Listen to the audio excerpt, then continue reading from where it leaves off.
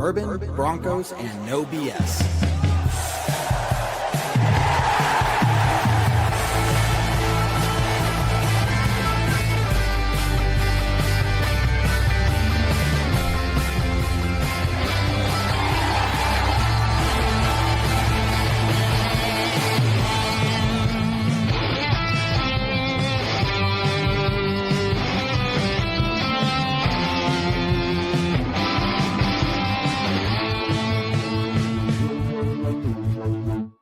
Fans, brews, and Broncos news. Hello again, Broncos Country. Here we are. Welcome to Bourbon Broncos And No B.S. Your Denver Broncos have the #1 seed in the AFC as we go into the playoffs, and we don't have a game this weekend. It's absolutely beautiful. Thank you for joining us. Make sure you guys are hitting those comments and letting us know how you feel about your Denver Broncos. And we are here to talk about it. I'm here, as always, with the incredible KEVDAN, the always dapper Spotty, and David. So, guys, thank you for showing up. I appreciate you. KEVDAN, how you doing today? Dude, I mean, it's a Tuesday. There's not too much to be excited about. I'm just kidding. The Broncos are #1 in the AFC. Talk about a turnaround over the last two and a half years. These guys have done everything that they were supposed to put themselves in this situation. And while it makes me want to throw up in my mouth a little bit saying it, I have to say thank you to Pete Carroll and the Raiders for helping us get the #1 seed, because out of the 3 wins they got this year, not only did they beat the Chiefs at the end of the season, but they beat the Raiders, or they beat the Patriots at the beginning. And here we are. There was the 4th level tiebreaker for us to get that #1 seed. So if the Raiders did anything right this year, it was that. So look, can't complain, man. It was almost like a cosmic thing, right? Because the Patriots beat the Bengals in week 1 in 2024 in a game that kept if the Bengals had just won that game, there wouldn't have been any talk of are the Bengals going to be in or out of the playoffs at the end of 2024. It's, I don't know, something in the stars is aligning correctly, and we know that it is because the Broncos have the #1 seed. Yeah.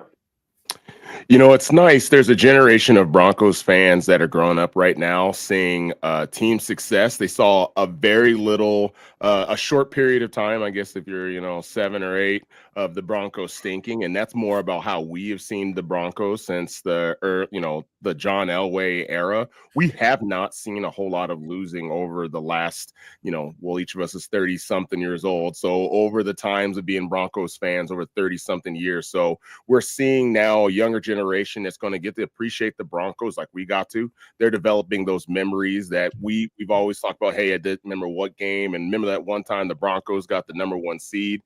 So it feels like all is right in the world again. Broncos country gets to see wins. We get to see #1 seeds. 14 win. I mean, because this is a tie for a franchise record. 14 wins. That's awesome. It's a nice thing to get to check off to see all the rest of Broncos country to enjoy. Yeah, and it was a huge win, right? And we played against a few backups, but I think it was a huge win in a lot of ways. And we'll get into that in a little bit. But I have a question for you guys, obviously. Are you concerned with the Denver Broncos is the #1 seed, getting the bye week with what we've seen over the past couple of weeks and some lackluster offensive performances? I think. Yeah, go for it, David. No, you go ahead. I insist. I think you look. Thank you, sir. I think you look back at everything Sean Payne has done, and while he maybe struggles on those short weeks, the Thursday night games, these teams of his usually come prepared very well. Not just for the postseason, but following a bye week. You look at what Bo Nix has done after a mini bye or full bye weeks, and more often than not, he comes out there and looks really, really good. I know this last week, very lackluster performance. We can talk about that. A whole conversation about it last night on the post-game show. But I think it was supposed to be a very vanilla offense, right? This was a game that we could very well see the Chargers back in Denver for the divisional game if things kind of go crazy and the Patriots drop the ball, right? So it was maybe a situation where it's like, let's go out there, let's just win the game, right? Let's play not to lose. Let's limit the injuries. Let's not put ourselves in a bad situation with turnovers or anything. So while I get that we want to see touchdowns, Maybe it was just okay for this one game to just get the win, get the number 1 seed, get out of there, and get rested. And I think you could see that Bo Nix was I think it felt like Bo Nix was frustrated on the field by the game plan and by the play calling. But like from Sean Payton's perspective, I do see like it's the first quarter and you're up 10-0 on Trey Lance. And he's shown you absolutely nothing that makes you think this is going to be an offense that can match us drive for drive this game. 10-0 is all the margin and 10, if the Broncos had only scored 10 points, that would have been enough to win the game, as it turned out. So I can see why fans were a little bit restless about that. I can see why Bo Nix didn't particularly appreciate it, since we know he's a fiery competitor. And quick shout out to Christopher. Thank you. We know that blank message means some stars. Thank you very much, Christopher. Loyal member of Team Puffball is Christopher, and we need to shout that out, especially because it will make Jared angry. Now back to my point. I think that we are going to see hopefully what we're going to see is the experience of Sean Payton come out as a playoff coach specifically. Because whether or not Sean Payton has won all the Super Bowls that he should have, considering Drew Brees and that offense that he had, we can say that he has been in a ton of playoff games in his career. And he knows how to keep his team ready. He knows how to keep his team focused during a bye week, and he knows how to make a game plan during the playoffs. And that could give the Broncos a really significant edge. You can make the argument that this particular game fell into the Broncos' hands early. I believe the first couple of drives that we were actually going for it. Like we were going for those plays that were medium down the field, a little more open. And as soon as McMillan returned that interception back for a touchdown, I almost feel like Sean was like, do we need more? And do you even really need to show more at that point? I think I was messaging to the guys, and we were talking about the Broncos ran 3 running back draw plays. And somebody out there could probably correct me on this, but I don't actually believe I've seen a running back draw play run by the Denver Broncos this season. I don't even know if I remember any run last season too.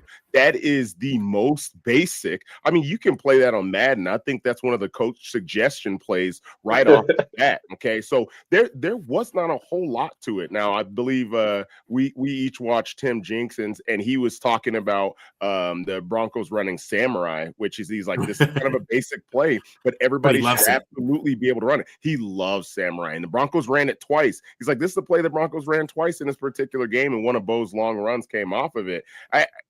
Sean wasn't trying to tip his hand. We know Sean thinks he's the smartest guy. I'll keep saying thinks. He's the smartest guy out there. So he's preparing. He's trying to play chess when everybody else is playing checkers. If the Chargers come back and play us in 2 weeks, do you really want to show them what the game plan is? If you've got all those special moves and those special plays that you got, you definitely don't want to show them right now. Yeah, I agree with Angelo. I feel uncomfortable that he's also not sticking with his. Neither am I.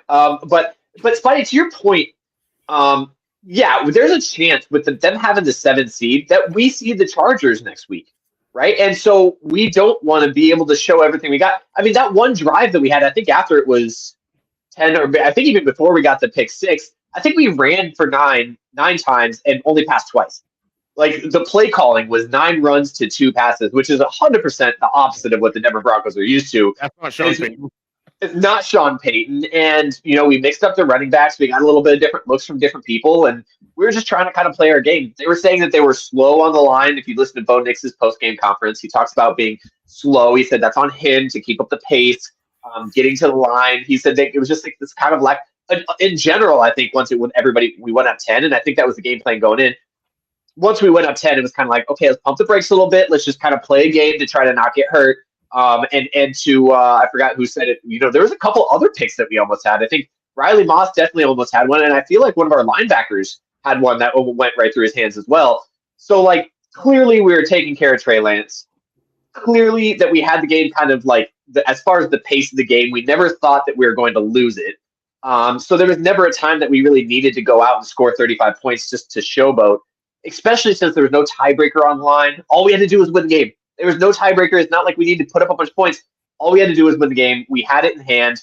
let's just go out there and kind of play our game, stay healthy, walk out of here so we can get more healthy. And to our next point as we go around the room here, let's talk about J.K. Dobbins. I want Spotty, I know you and David were talking in the chat about what the IR rules are for people coming off of IR. Spotty, can you explain a little bit of what that is and what that means for the Denver Broncos as we go into this bye week going into the AFC, the divisional round? It was actually kind of a little bit of fun for me today because I had no idea about the IRs. I assumed that if you place a player on IR that they could come off at any point, but turns out each NFL team is allotted 8 IR activations throughout the season. And if you make the playoffs, you're allotted 2 more. Well, the Broncos have used 5 or 6. We haven't decided exactly what the number is, depending on what Kareem Reed is out. But the thing about J.K. Dobbins is he is potentially not able to come back until the AFC Championship game. So when the Broncos make it that far, we get that. But with everybody else that we have on IR, we will be able to activate Wattenberg, Brandon Jones, and J.K. Dobbins. And I believe Lucas Kroll has the ability to come off IR as well, which would mean that that's the healthiest the Broncos have been almost all season, right? I mean, we lost J.K. Dobbins, week 7, week 8? Yeah. And then Wattenberg we lost pretty early too, didn't we? No, Wattenberg was just a couple of weeks ago. Oh, was it? Okay. Yeah. Forsythe has been playing great. That was we're talking about being healthy in this game, and we see Forsythe and Garrett Bowles both kind of go off the. And I'm not gonna lie, I was praying to everything. I was feeling some things. Yeah. Well, it's interesting you're talking about bringing guys back that late in the playoffs, right? I think Wattenberg, obviously, he's a huge part of the offensive line. These guys have been playing together so much. That goes without saying. Brandon Jones, we've seen that he maybe has a bigger impact on the Broncos defense than we all assumed, right? Especially, let's see, Key did okay, right? With PJ Locke, it looks like he got maybe injured a little bit. I expect him, but if we get Brandon Jones back, that's huge. Now, looking at the running backs, you're like, look, major props to J.K. Dobbins and what he did in the first part of the season. And we're looking at what R.J. Harvey has done, but also what oh my gosh. Khalil. I want to talk about Khalil McLaughlin. I'm glad you brought him up because now he's running. Look at his numbers. Yeah, he feels like he's running a lot better than RJ right now, and I hope the coaches do a little bit of self-scouting on that in the next week. And like Jared, I'm gonna throw this over to you, but here's the I heard this on I can't remember which podcast I heard it on. But they were talking about the Broncos run game a little bit heading into the playoffs, and what they said was that ever since RJ Harvey has been the feature back, they have just been run blitzing the hell out. Opposing teams have been run blitzing the hell out of the Broncos, and it has been really, really difficult for a rookie running back to adjust to that specifically. And so, having J.K. Dobbins back would, a little bit more of a veteran presence, a little bit more of a know-how of this is what I'm supposed to do when I see the run blitz coming at me that RJ just doesn't have the experience for right now. But Jared, I'll toss it back to you. It feels like this is just my fan eyes watching. It feels like Jaleel McLaughlin is having a little bit more success on his reps right now. In the run game, not so much in the pass game, though. Okay, and I'll say that he is having more success in his reps, but he's not running better than RJ. Okay. And here's why. Because of what you said. And anytime RJ's in there and he gets the ball, it seems like he's being hit a yard, 2 yards behind the line of scrimmage a lot of times, right? And it's not because he's not getting the ability. If you watch RJ run, there's a couple of runs where he should have got stopped, and he got an extra 5-6 yards because of his power and the ability to break those tackles. McLaughlin is getting the holes, right? And he's being able to get there and getting the availability, and he's getting a few more yards. I don't think it means that McLaughlin needs to be the lead back.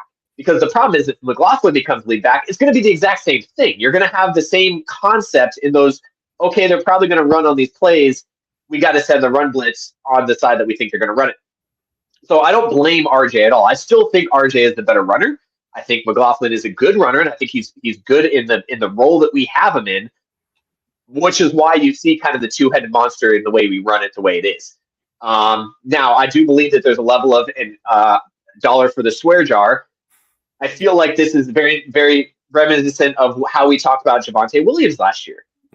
in the aspect of he was getting hit behind the line of scrimmage. Everyone's like, we have the best run offensive line in the league. Like, no, we don't, man. Like, we're getting blitzed and the guy's getting hit and behind line of scrimmage so often that we have to go to our backup. And until when we put in the backup, they're like, they're not going to run with their backup. And here we are running with the backup. So we're switching it up so that we don't know if we're going to run or pass. The other thing is RJ's still coming along a little bit in the pass blocking. There's been like one or two times where we're watching, we're like, yes, that's what I'm talking about. He needs to come out in there and pass block. And then there's a couple times he's out there in the pass block, and you're like, you should not be out there pass blocking that guy. So there's a little bit of level of that. So they know that when RJ's in, the odds are probably 80% that we're going to run the ball. And I think that's why he's not having the success he is. I still think he's the better runner, though. So it'll be interesting to see more yards than Javonte did last year. By the way, did you see that out there, Jared? Yeah. Oh, same offensive line. It's the spotty that doesn't get you out of paying into the Javonte Williams jar. You said the name too. So how many yards did Javonte have on the Cowboys though? Same offense. And who's in the playoffs? You can't run blitz the Cowboys when they want to throw the ball all the time, anyways. That's a whole other type of offense. They got Dak and CD over there, Jared. I don't know, man. So, I think it's going to be interesting to see these guys and the decisions that they're going to have to make, right? These are some very tough coaching decisions. I'm kind of glad I'm not the one responsible for making them. But you're talking about the AFC Championship game, maybe getting a little too far ahead of ourselves, but that's where these guys would come back in. It's so weird to say, but like we're getting ahead of ourselves a little bit. You're one win away from the AFC. You're 1 win away. Game. Yeah, with home field advantage. At home in Denver. Oh, that would be nuts. Right. Yeah, and then you just tack on the storyline behind the Broncos, and I don't know why it's not being talked about enough. I'm going to say it again because nobody else is. The Courtland Sutton and Garrett Bowles storyline. Get these guys a freaking championship, man. They've been through hell and back, right? They were there when things were rock freaking bottom, and they stayed with the team where they could have gone out and said, you know what, I want to go with a team that has a better chance to win in the near future. Because 2 years ago, we thought the Broncos were 3 or 4 years away from being competitive in the playoffs, right? So, man, go out there and get them a championship, right? They're going to be Ring of Famers, but let's get them in the Hall of Fame as well. For sure. And guys, real quick, I just want to make sure that we address that we will talk about coaching stuff. Like there's a bunch of stuff to talk about. We'll get to that in the second half of the show. Stick with us, guys. We will be on that topic. We promise you. Spotty, back to you. I was looking for it. I couldn't find it. Somebody commented there was a lot of screenplays in this game. And here's something that I want to say about that. They were the best screenplays that we've run all year. You've got to be kidding me. How is it that these running back screenplays, maybe Sean, if you're writing a note out there, you're like, man, I ran 2-3 running back screenplays and we probably averaged 8.5, maybe 9 yards every single time. And don't tell me it's because the Chargers defense, they were playing a bunch of bums out there. The Chargers had Jefferson out there. They had a lot of their guys out there. So maybe simplistic is best. Yeah. You don't want to show them anything. You don't want to, if you, like you guys have said, both of you have said, if you're going to see this team in the playoffs later, you can't afford to show them. You've already played them once this year. You have to play them again. You don't get a choice in that. You do get a choice on how much of your playbook you show them, and you played them really early in the season too. You don't have to show them all the stuff that you can do now that you couldn't do when you played them the first time. Yeah, I just love the fact that I think we're getting spotty over on the pro screenplay side of things. And the fact that you were like, maybe screenplays are good. Maybe we should do a little bit more. Look, hey, maybe we should add more of that. It's not a wide receiver screenplay when the DB is 2 yards from the line of scrimmage. Okay, like it was a definitely different kind of situation because at times Sean makes those damn screenplays overly complicated, and every defense is already reading it. How many times have they almost been picked this year? Yeah. It's been a couple. Yeah. So with this Chargers game, is before we go into talk about coaches and talk about other things, is there anything else in this Chargers game that really stood out to you obviously, with what we talked about, limited playbook, we talked about Bo Nix and just the offense not being able to get things going. The defense obviously stepped up and did what they needed to do. Lots of sacks in this game. I think we got to give shout out to the defense and the way they got to the Trey Lance. And not part of it is because it's Trey Lance, but it is what it is. Nick Bonito looking like his own old self against one of the worst pass rushing offensive line in the league. But it was nice to see that, right? Yeah.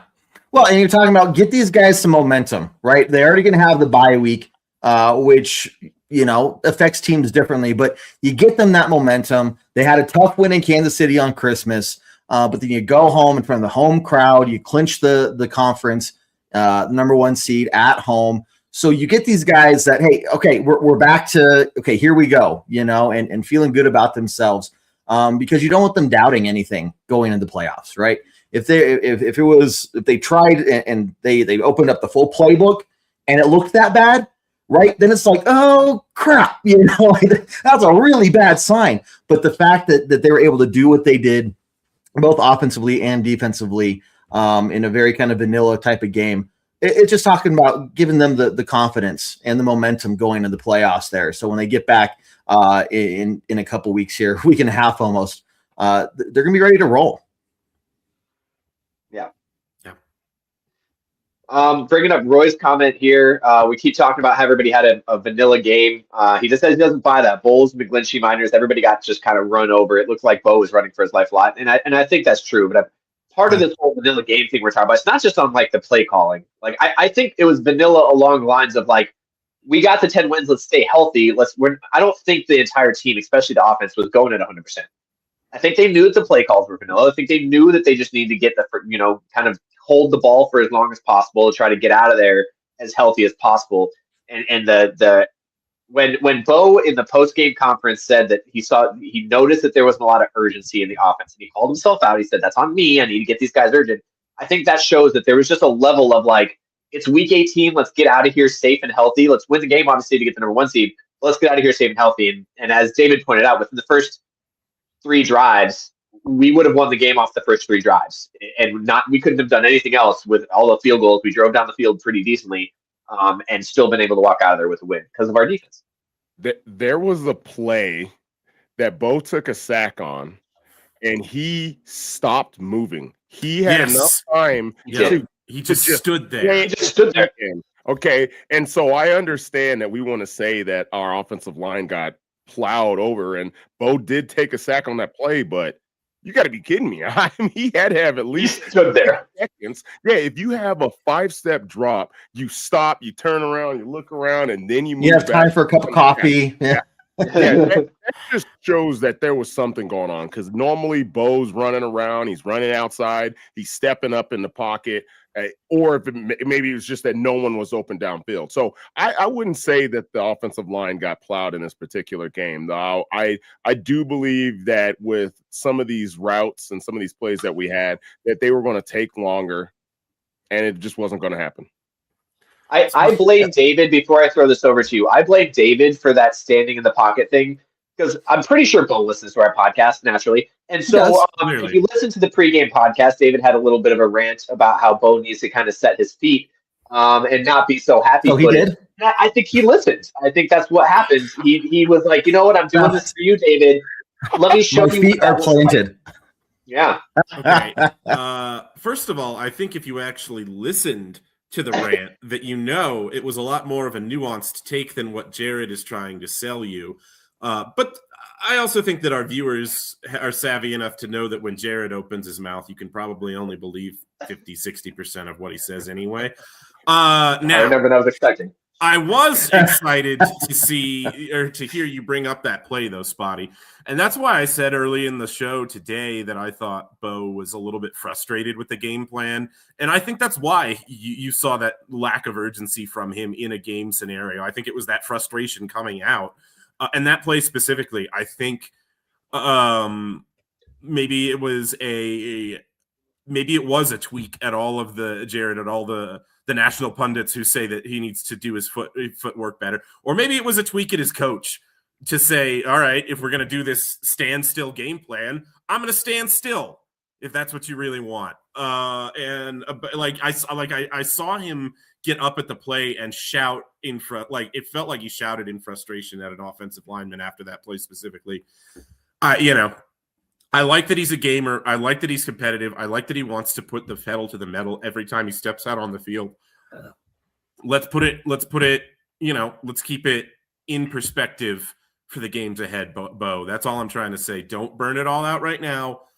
Keep it in perspective, because you're going to need it more than you've ever needed it. Anytime you've ever stepped out on a football field, you're going to need it in 2 weeks. Yeah. Bo is one thing to keep in. Yeah, he really is. But he's a leader. Yeah. No, between him being a competitor and a leader, like it's sometimes you get too much of that competitiveness, right? And it's they take it too much upon themselves, right? Other times, but he has that perfect combination. But one thing to keep in mind with all of this is the Chargers, these backups, second stringers, whatever, like they really had nothing to lose, right? They're going out full strength, right? They were going 100%. A lot of them knew, like, hey, this is probably my chance to get some good tape, for in case I get cut or whatever, I need to be moved in the offseason. So they're going out there making themselves look as good as possible. Whereas, like what we're saying, were we really going out there? It was more just playing to not lose. It really is what it boils down to. Yeah, offensively, definitely. I think our defense was flying. I think they were doing exactly what they needed to do. And it makes me a little bit more hopeful before we go into the second half of the show, talking about who our next who might win in the playoffs and who we might see next in 2 weeks. The Chargers are one of them. If they can beat the Patriots, which it's a possibility, it's not out of the realm of possible. I'm not worried about the Chargers with the offensive line that they have and the defensive line that we have, if we can keep up what we did against Trey Lance. Now, I think it'll be a little bit different. I think Herbert's going to be able to find open receivers faster than Trey Lance ever was. But it just adds to that piece of that. Like, we have the capability of doing that against that offensive line. And while we're talking about the offense and defense, let's talk about special teams. First off, again, Mitch Fabroni, absolutely perfect game from him. But then Will Lutz. Look, we needed him to go out there and get net all day long, and that's what he did, right? So whenever we were in that position, just once again, we have some special teams that really stepping up when we need them there too. So that it was all three phases there, did what they needed to come away with the win.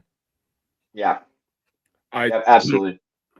I think the only thing that I want to point to over the last couple of weeks that gives me a little bit of pause is the way that we've played quarterbacks that are going to get outside of the pocket and upfield.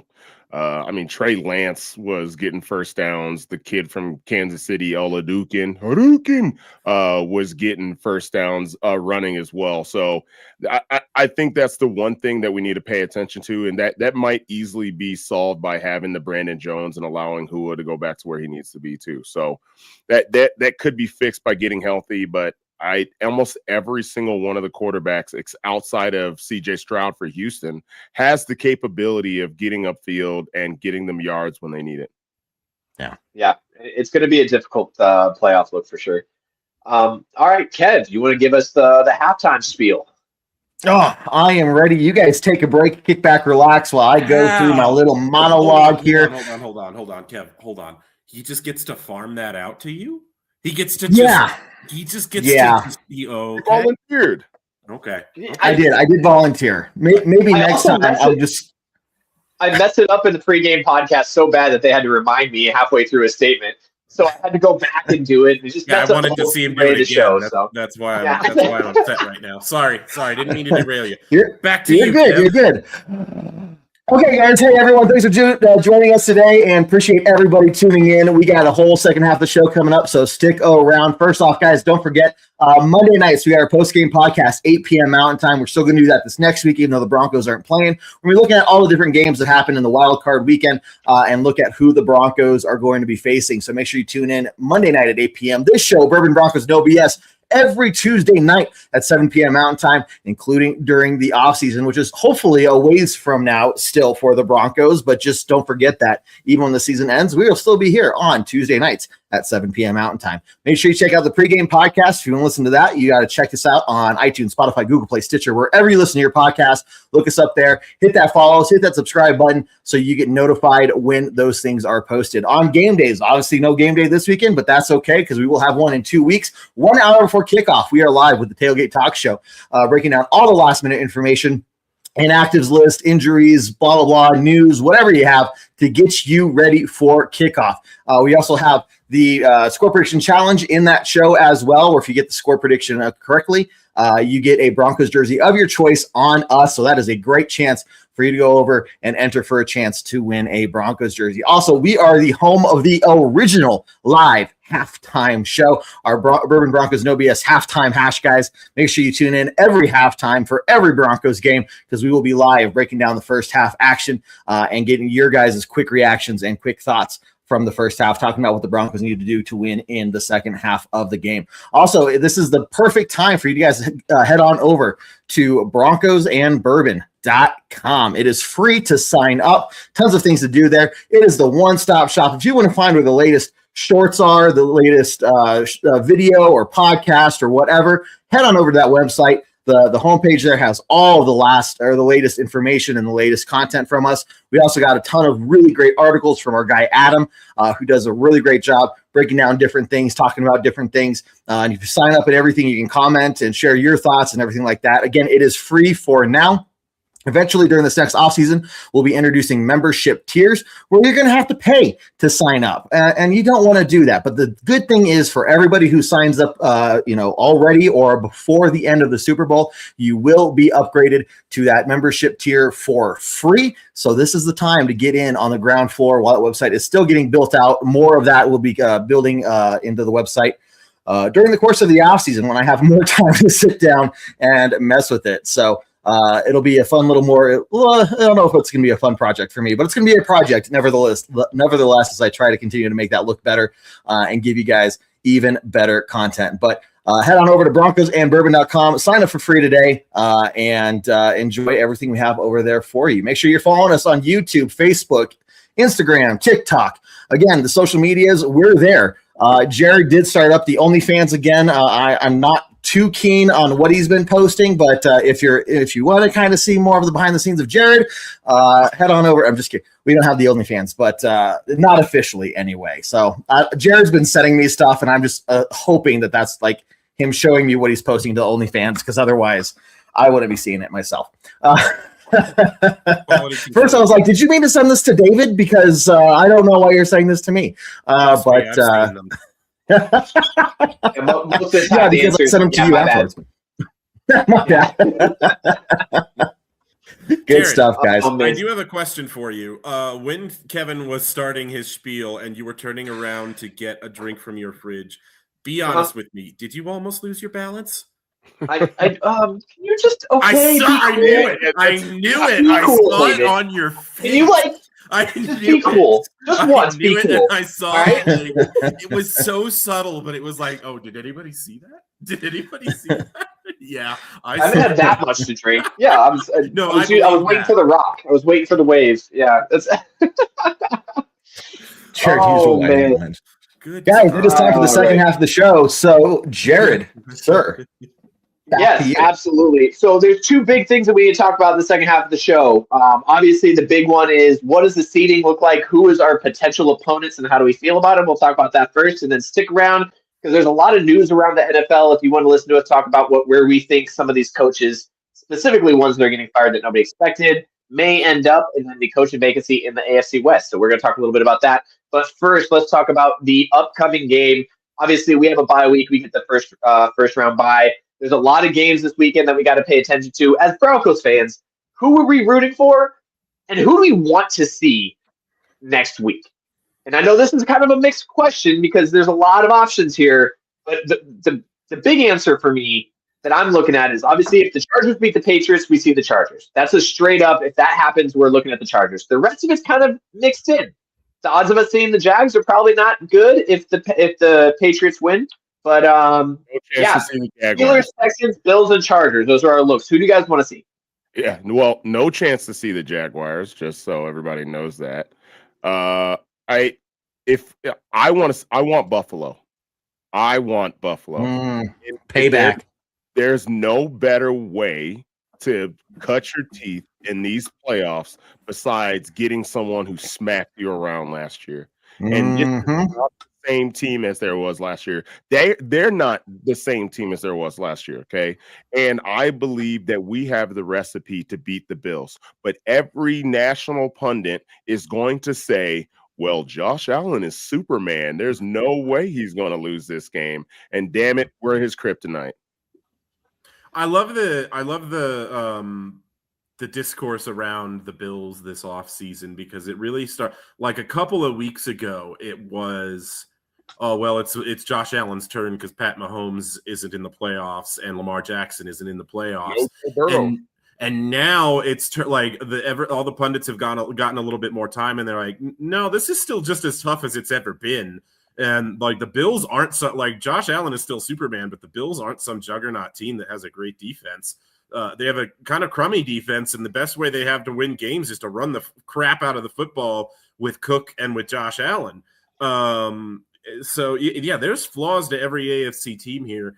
What I think is really interesting in like I think it was the DNVR podcast that Alex Singleton went on yesterday or today, and they asked him, is there a team that you would specifically like to see in the playoffs? And he, first he started out giving that answer of like, oh yeah, well, every team in the playoffs is good. It's going to be a tough matchup no matter who we see.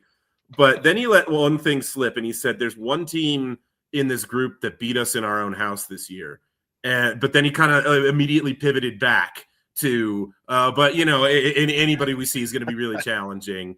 So like that to me revealed that this Broncos defense, maybe especially, but maybe the whole team is thinking about that Jaguars loss and thinking like, oh, if we get a chance to see them again in our building, we're not going to let it go that way. No, I think that's a good combination. You get the divisional round against. Look, I would love to play the Steelers. Just like where's that comment at? Sean says, I want to retire Aaron. That would be phenomenal to see just really us nice. beat up on the Steelers, right? Mm-hmm. But if you get the divisional game against Buffalo and have that be a payback game from last playoffs, and then in the conference championship game, you get the Jaguars coming back to town. You think the Broncos aren't going to be like just foaming at the mouth? Because, yeah, we lost 3 games this year, but we only really got beat hard once, and that was against the Jaguars. These guys are going to be dying for a chance to get on the field against the Jaguars and just smash them to pieces. And I'm sorry, I still do not believe that blonde-haired, California-looking boy there under center for the Jaguars is going to continue playing as well as he has been. Trevor Lawrence, yeah, he's good, but at some point he's going to fold, right? And so I think you get the Broncos another chance. They're going to be ready for something. So I think those would be a good combination of those 2 games. Yeah, and even talking about coaching matchup there, if we do get the AFC Championship, I like our coaching matchup, having played them once already. To be able to game plan against another team that we've played once before. I really like Sean Payton in that aspect. So yeah, an AFC Championship game of Denver versus Jacksonville would be absolutely fantastic. Will it get there? I don't know. I'd say the one team I don't want to see, but would give Bo the biggest stressors would be the Texans. Clearly of this list, I don't think I'm going out on a limb saying that the Steelers are probably the least of our worries in this entire playoff. Like they're of all the AFC teams, they're the one that everyone's like, yeah, give me that. Like clearly, they're the Panthers of the AFC. Yeah, I just don't think they're getting past the Texans. What was that, buddy? I think the Steelers are worse than the Panthers, even on I know. I just said of the AFC, but yes, it's yeah. I mean, they're clearly bad. Here's what I feel like about the Texans, like. And I get where you're coming from. Yeah, that's the best defense apart from the Denver Broncos in the AFC playoffs, to be sure. But if you want to get in a mud fight with the Denver Broncos? Do you want to get in an 8 field goal game with the Denver Broncos? Right. They've been doing this all at year. Altitude. No. They've been doing this all year, including against the Houston Texans. So, I get it. And that would be that. I'm not saying that wouldn't be a tough game. But none of the teams terrify me. You could lose to any of these teams for sure, but none of them terrify me this year. I feel like the only terrifying look would be the AFC Championship game. At that point is when we're like, oh crap, like we got to really kind of buckle down. I think the divisional round, I think we should have a pretty decent chance against any of these teams. I believe that we have the one advantage over most of the AFC teams, and Jared threw dirt on their name a little bit at the beginning of this game. The offensive line for the Denver Broncos is the best in the AFC. I'll fight anybody who wants to tell me anything else. There's not an offensive line that's better than the Denver Broncos offensive line. And the whole point is keeping your quarterback upright. And if there was a team yes, the Texans have a great pass rush, but our offensive line did a good job. I mean, what did we give up? 1 sack against the Texans last time? And there's one difference between what their defense did. And they were at home. Let's add that. They were at home. They were. Okay, so there's a lot of other factors in there. I still don't have a lot of faith in C.J. Stroud and David Stollett. If there's going to be a fist fight, I absolutely believe that the Denver Broncos would come out on top. But I think that one's going to end up being the AFC Championship game. I think the Broncos and the Texans would be the AFC Championship game. I still think that either the Chargers or the Bills pull up the upset in the first round. Yeah, that'd be crazy if the Chargers or Bills pulled out the upset. That's who we're seeing. If one of those two pulls off the upset, that's who we're going to see. If they both pull it off, then we're going to see the Chargers. And that's what it comes down to. It's going to be an interesting look. I mean, again, the fact that the Steelers are the 4 seed because they won their division, that just goes down to the seeding and the way this all works out. But the Steelers being the 4 seed and being able to possibly play, I mean, they're not going to beat the Bills and the Chargers, even if they get past the Texans for whatever reason. So, barely won that game. Can we talk about a wide right? Yeah. Miss a 44-yard field goal to win a game. There's nothing worse for a kicker, right? You're talking about we have everything on the line. All you have to do is go kick, which is mostly a chip shot now in the NFL. Yeah. 44 yards. We go on to the playoffs. John Harbaugh still our head coach. Everything that happened after he missed that kick. I'll say this though about that. It's true. The Baltimore Ravens are in my head. The Baltimore Ravens scare the hell out of me. And I am probably as glad that they didn't make the playoffs as any team in the NFL.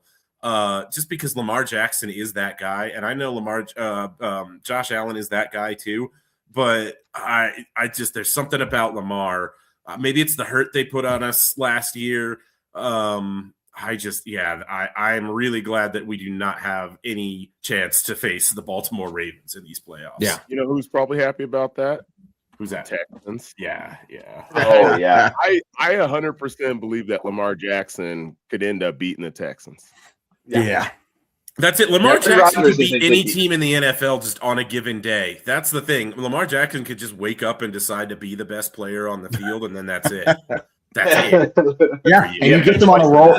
You're talking about quarterbacks being able to roll out the pocket, get it down the field and everything. Yeah, that's Lamar Jackson. And you get them on a roll in the playoffs, dude, they'd be scary dangerous. So I'm also just as happy that that's not the case here.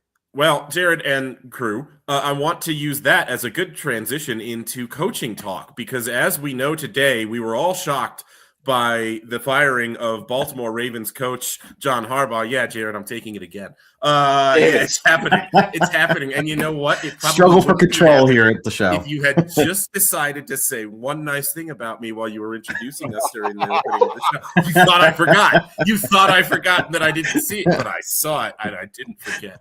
And so we're going to talk about the coaching changes in the NFL.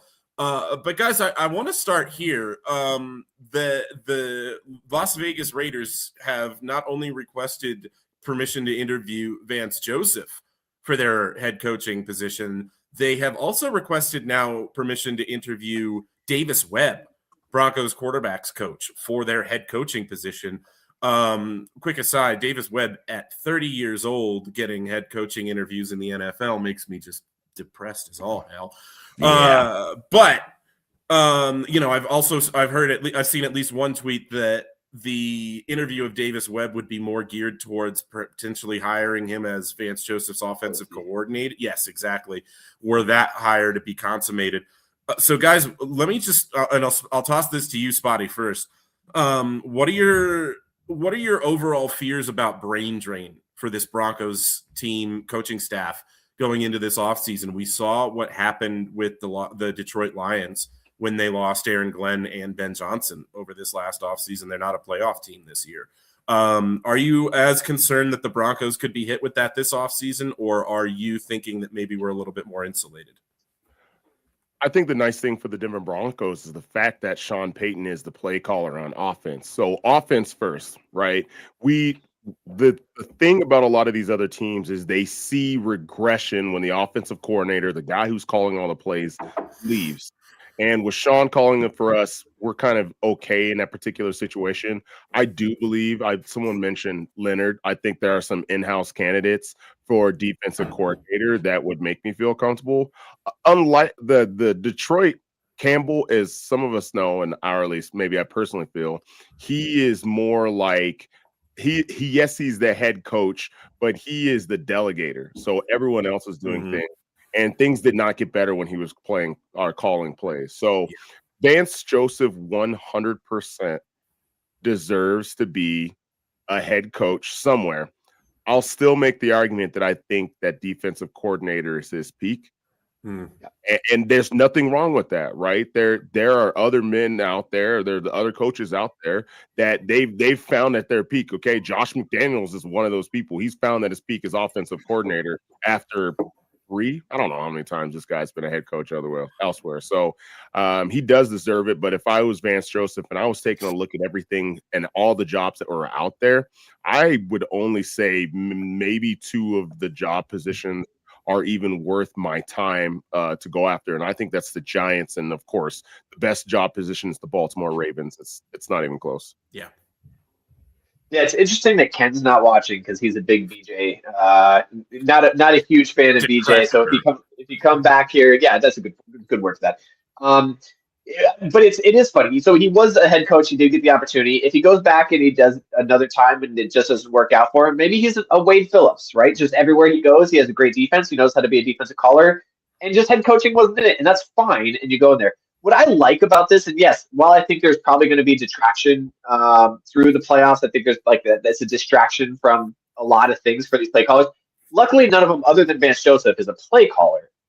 And I think Vance Joseph is a consummate professional. It's going to be able to focus on what he needs to do on the field. The other thing I like about it, and this is kind of a postseason talk, is that Sean Payton has been in this league for a very, very long time. So he's going to be able to he knows a lot of people, a lot of coaches in this league to be able to find who he can fit into his system and into his culture. He's not going to try to pull some young person and be like, I hope it works and I hope you fit into the culture that I built here. He knows who he can pull in to fit into his culture. And I think that he has the capability of doing that. Even if we do lose Vance, whether it's promote from within or he finds somebody else, it's going to be someone that fits the culture. And I think that's right now the biggest thing that's got the Denver Broncos to where they are right now. So a couple good things with the Broncos defense is they're young, right?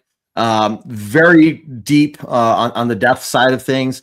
And so let's say, we see a little bit of regression from the defense next year. I'm also expecting to see an improvement on offense, right? So I would think that those two would be a wash, right? We'd get more points. Offense would be better, take some of the pressure off the defense. Well, they took a year to get accustomed to the new system, get accustomed to the play calling, right? All right, what if that was it? I don't expect to see the Broncos defense totally tank, right? Because of what you're saying. Sean Payton knows these guys. So either way, I think we're going to be good. But these guys are young. They're hungry. You got the Benitos, you got the Coopers, you got the Zach Allens. JFM may not be here next year. But Hufanga will probably be back, and Drake Greenlaw. I mean, you can just name all these guys on defense. They're just becoming really big names within the Broncos country. Just thought process there. So not too worried about it. But I will say, as much as I love Vance Joseph, if he goes to the Raiders as well as Webb, I have no problem immediately loathing them. For every reason, just no other reason other than just they're a Raider now. Sorry, at that point, I don't care what you did for us. You're a Raider now. I can't stand you. So that's just me. I'm a little biased, but It's a terrible I'm with job. you there, but I want to pull up Michael's comment because I never thought about this. This is a good point. The ownership group has the amount of money to be able to throw like head coaching money at Vance Joseph if that's his motivation. I don't think that's his motivation. No, I think he wants another shot to be a head coach. Yes. I think he wants another shot at it. I think he feels like he got screwed here in Denver, and I mean not screwed from like the fan base or the like whatever. Certainly from a point of like he didn't get to make the decisions that he thought. Like I don't think he got to make as much of a personnel call as he would wanted, and especially coaching his D. Yeah, there are some things that he would do differently as a head coach in his next stop that I think he should get a chance to do for sure. Yeah, absolutely. And Chris had a comment here, but would Rex Ryan be the pick for DC? But Chris, I think multiple people have said it, and you said it yourself earlier in the chat. I think if Vance Joseph leaves, their first choice is to promote Jim Leonhard to defensive coordinator. He had opportunities to interview a defensive coordinator last year, and I think they gave him a little bit of an extra title to kind of make sure that he was able to stay here. So they think very highly of him, and I think that he would be the next man up if Vance Joseph were to go somewhere.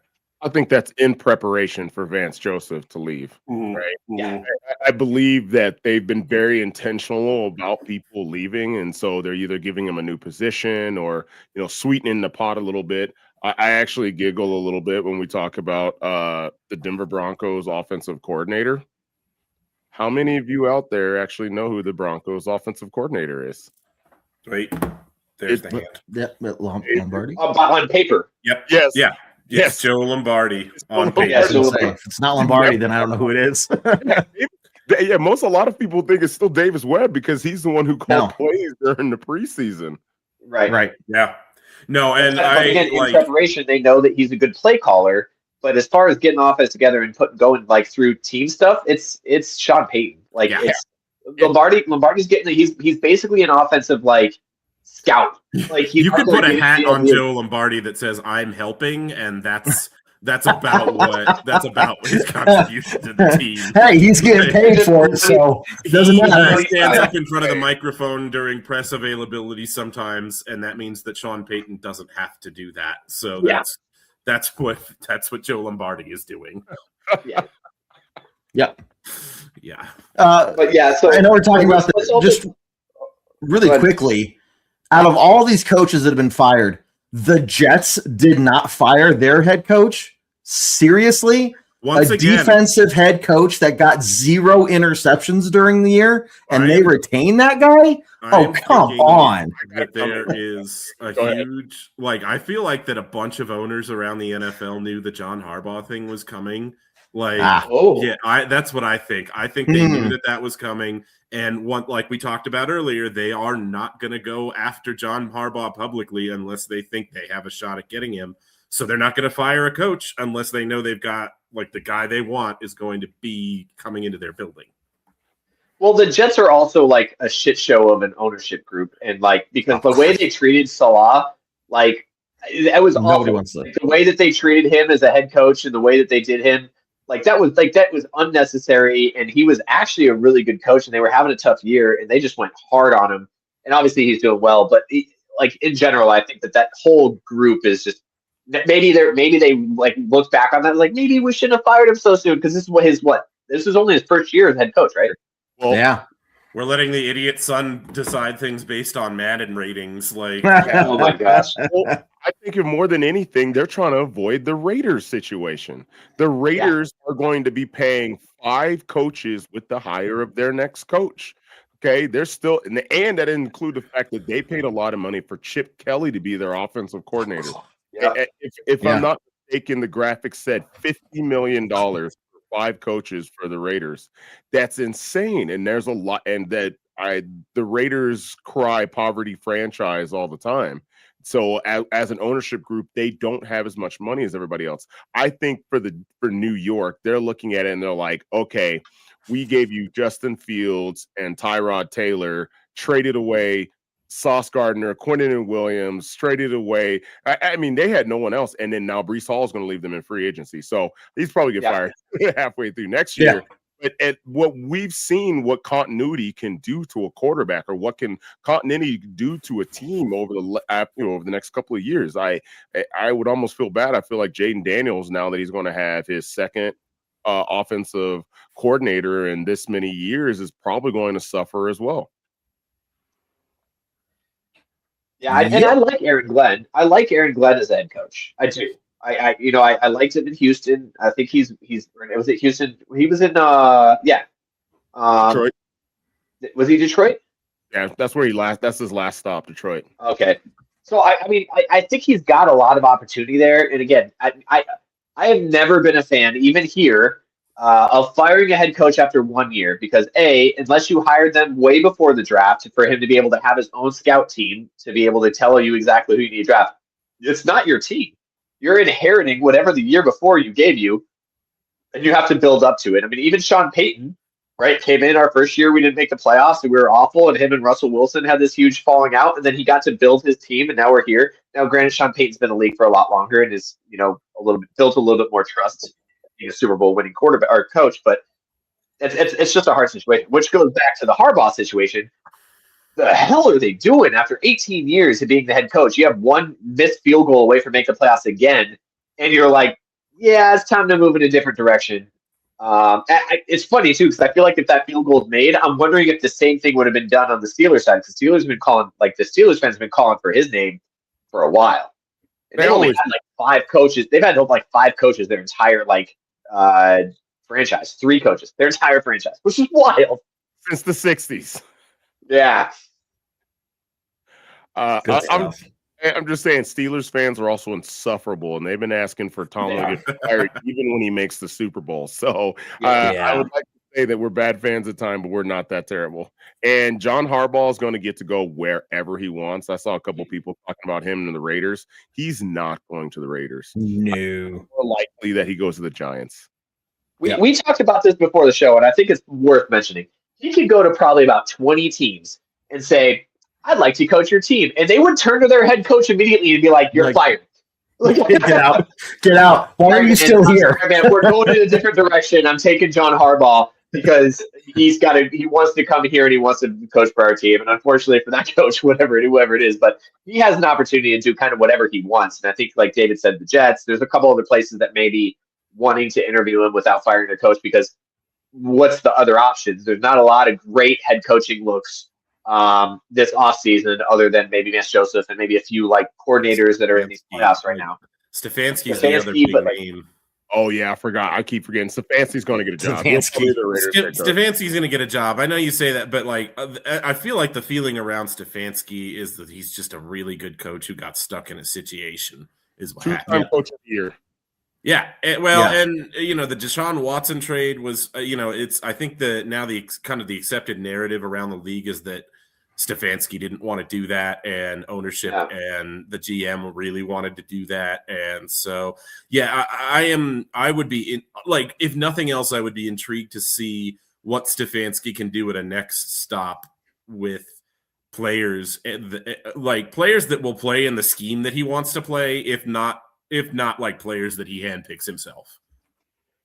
Yeah. All right. Well, we're getting ready to wrap up the show. I appreciate you guys watching. Appreciate you guys commenting. Lots of comments in here. I hope we hit most of them. Really appreciate you guys having this conversation with us. We're going to go around the horn and give some final thoughts before we head off. Don't forget to join us. We will not have a pregame podcast because there's not a game to talk about or a team to even talk about knowing what we're going to play against. But we'll have one next week. Make sure you join in on Monday night. They will do a post-game podcast where Kev and his guys will talk about something. I'm sure it'll be super. You can always count on Kev to be talking about something. Yeah. But join us here next week, same time, same place, right here at Bourbon Broncos No BS, our flagship show. We will be back to talk about all the important things going into the championship weekend. Or I guess it'll be a divisional round weekend. And we'll know who our opponent is. And make sure you guys are following us on YouTube, Facebook, Instagram, OnlyFans, all of them, and letting us know what you guys think. We'll be giving you all the Broncos news as it comes out. All right, around the horn, we'll start. Kev, you're normally last, so I'm going to have you go first this time. Final thoughts. Oh, sorry, I don't want to talk too much, David. Sorry, is it okay if I talk now, David? No, I mean, if you're done, I'll just go. If that was your final thought, that brevity sounds, yeah. Look, guys, obviously, wild card weekend, it's good for the Broncos to get this break. And all these games are going to be super fun to watch. And at the end of the day, whoever comes to Denver for the divisional round, I'm more excited than worried about any single one of them. These guys know what's at stake. They fought this hard to get to where they are. You know, it's not like they breezed through the season and like everything was fine and dandy. They were putting up 40, 50 points per game. And it was like they had a fight for every single win they got outside the Cowboys game. So I don't expect that that's going to change at all when it comes to the playoffs. And after what happened last year, you know, they have a little chip on their shoulder. They know what people outside of Broncos country are saying. They're saying we're frauds. They're saying we're not real, all that stuff. They want to go out there and shut them up. So lots of things going on in the Broncos' favor. And I will say, you know, one last little thing. If you're going to the game, don't freaking boo. Do not boo the team. I don't care what's going on. The players know that they're not putting up 1,000,000 points. You don't need to freaking boo them, okay? So I'm just saying, for anybody who was at the game last week that booed, I have a problem with you. Yeah, specifically you. And you and I can talk outside the show. But anyway, David, I'll leave it there. I will stop talking and hand it over to you, man. No, that was perfect. He's a man of few words and now a man of action. I love it. Let's go, Kevin. All right. I mean, I don't know. Final thoughts is it still feels effing weird that the Broncos are the number 1 seed. That we're talking about not only we went from the Broncos barely scraping by into the playoffs last year to now the Broncos are the number 1 seed in the NFL, and they're not even playing on Wild Card Weekend. And we can talk about how much a testament it is to Sean Payton and the culture change and whatever. But shout out to this ownership group as much as anything. Shout out to this ownership group as much as anything for prioritizing the right things and going after a head coach who, you know, we can disagree with Sean Payton's methods and dissect it all we want, but going after a head coach who embodies the principles of winning and has won in the league. And, you know, from this ownership group says that this is not just an asset that we're going to use to make money. This is an NFL franchise that has been incredibly successful over the decades, and we want to restore to that place. And so, you know, coming back to now a 14-3 team again, you're back to thinking of the Broncos as a premium franchise in the NFL, and it goes to the coaching staff, it goes to the players, but it also goes to the ownership group that assembled this. And that's okay. I mean, he does. No, Sean, we're on the same page. Sean, yeah, you got Sean Payton could wake up at no, that's a little bit graphic for the show that we're doing right now. That's for the OnlyFans. Save that for the OnlyFans. I'm excited. I want to pitch something because in the off season we have a plan of Spotty and David having a head-to-head. I'll be the ref. We'll go live and we'll talk about the importance and whether or not it was worth giving up a first-round draft pick to get Sean Payton. You know, fast forward 3 years to figure it out and kind of hindsight how we look at it. It's going to be a great debate. I'll be there to moderate, and I'm sure I'm going to not be one-sided at all. And make sure that both sides get their piece. So make sure you tune in for the offseason for that one. Pay-per-view. Spotty, over to you, my great dapper friend. Somebody asked me what my hat was. It's a Cody James. Start off with that. My final thoughts, for those that were counting out the Broncos to start the year off, I really hope you keep that same energy over the next couple of weeks. If you did not believe that we would get anywhere, you would finish 4th place, that Bo Nix is not a starting quarterback in the NFL, stay over there. Stay on the other side. I respect most of the people who stay strong in their beliefs, because at this point, this Broncos team has shown everyone that they are a contender. They are a competitor. You don't just win 14 games in the NFL by sheer luck. Everybody wants to talk about these one-score games. Well, look at the Broncos one-score games. This is the NFL. The Panthers beat the Los Angeles Rams one week, okay? There are backups that were putting up competition against the starters in week 18. It shows you that these players are still paid to be here. They're still playing hard. So no matter who's in the game, it's going to be difficult. So if you don't think the Broncos are a team that can win it all, stay on your side. We appreciate you over there. Yep, beautiful. I love it. For my final thoughts before we wrap this up, I just want to say, Broncos Country, enjoy the fuck out of this weekend. Enjoy every second of this weekend. Go back there, sit back, eat some popcorn, drink your drink, enjoy the games, knowing relax that no matter what happens, we're playing next week, and half of those teams aren't. And that is a beautiful thing in the AFC, in the NFL, to be able to just sit back and be like, we don't need to worry right now because we're still going to be here next week, and half those teams aren't, and they have to fight for their lives to do it. Let's enjoy this moment as we have it. Jared, and I'm sorry. I had final thoughts already. I have to say it again. We hear all the time about how much of the AFC is a gauntlet. Oh, you've got Patrick Mahomes. You've got Joe Burrow. You've got Lamar Jackson. You've got Josh Allen. Well, here comes Bo fucking Nix. All those guys are in Cancun right now. Yeah. They're all in Cancun. They're all on the golf course. They're all on the golf course. They hit the balls, probably slicing them because they can't hit at the open field. So, yeah, guys, this is the time. And I want to say from the bottom of my heart, from Kev, Dan, and me, and David and Spotty at Orange Weekly and at Bourbon Broncos No B.S., thank you for sticking around with us as far as we've gotten. We've gone through a lot of tough years. We've been here for 10 years. And this is just as beautiful for us as it is for you guys. Thank you for following us and watching us. It means the world to us that we're in this position. And again, enjoy this weekend. Love the fact that your Denver Broncos are going to be playing in the divisional round regardless of what happens. And it's just a great time to be a Broncos fan. We love you. All right. With all that being said, let's end this with a very strong Go Broncos!